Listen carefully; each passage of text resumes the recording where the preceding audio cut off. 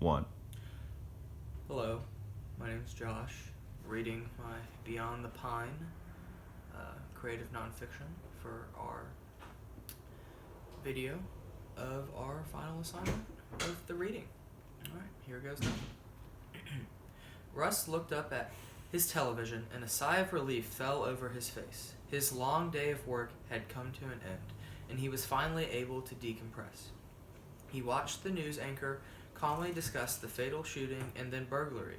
His mind raced quickly to his day at work, to the man who refused to comply with his command.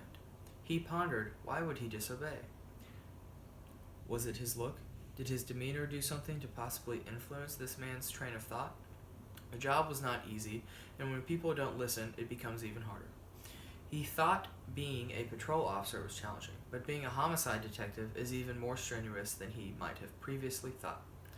Working those streets in LA following the war was almost numbing. He felt nothing and had no sense of connection to the world he lived in.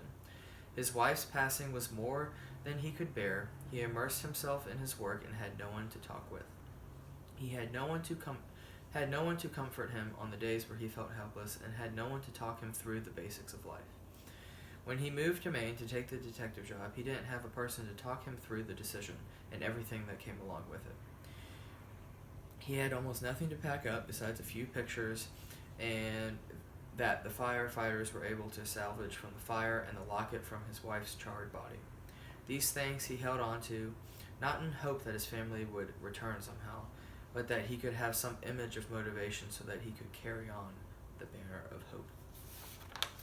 The next morning, Russ looked to the clock to see that he was up 1 hour early and was not much one for wasting time, so he gathered his things and got in the truck for work.